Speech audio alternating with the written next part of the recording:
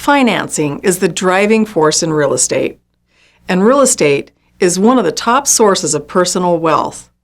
Whether a savvy investor or a first-time home buyer making the biggest purchase of their lifetime, the successful buyer usually has to navigate the lending process.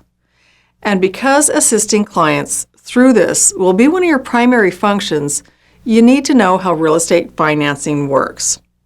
But before discussing loans, sources of funds, and the application process, it's best to know the critical terminology first, and that's what we'll focus on here. Specifically, we'll talk about loan-to-value ratios, origination fees, equity, and discount points. Loan-to-value ratio, or LTV, is the process a lender uses to calculate the risk associated with lending money to someone interested in buying a property by determining how much of the value is being financed.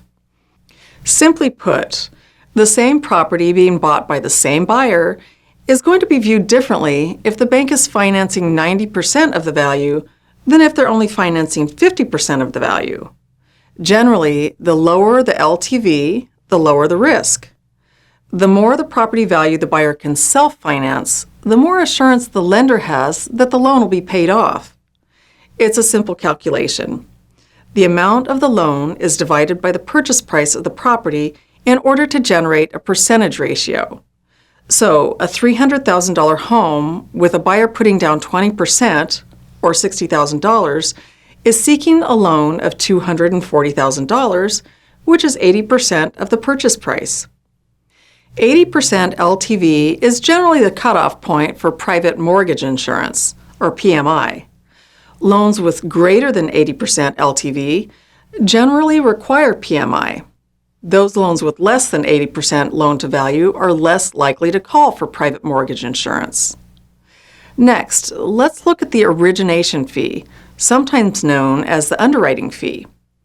The origination fee is charged by a lender for the cost of processing a loan application. It usually runs between 0.5% and 1% of the value of the loan. Equity in a property is what most people, especially investors, are looking for. It's the current market value of the property after subtracting the amount of outstanding debt owed against it. For example, our buyer who put down $60,000 on a $300,000 home is said to have $60,000 of equity in the property.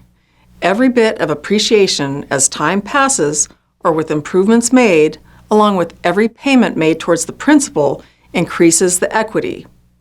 Equity can be seen as the amount of money a property owner would receive from selling the property after paying off any creditors. Finally, let's look at discount points. They're an option for borrowers to pay to lower the interest rate on a mortgage at the outset of the loan. Each discount point decreases the interest rate by 1/8 to 1/4%, depending on the lender.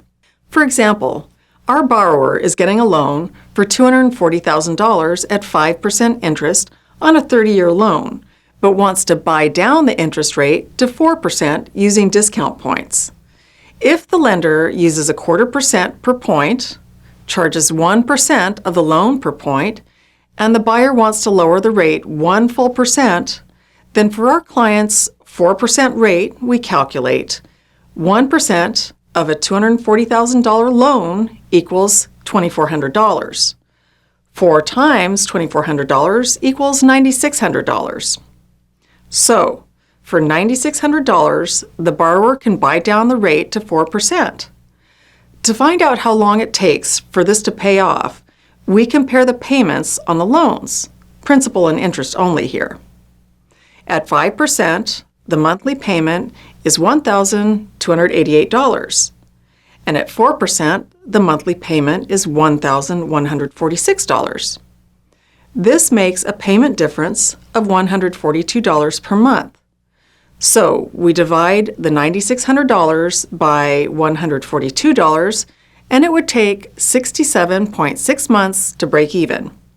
So to make this pay off, the owner would need to own the home for at least 5 years and 8 months, or the discount points wouldn't be worth the time and money.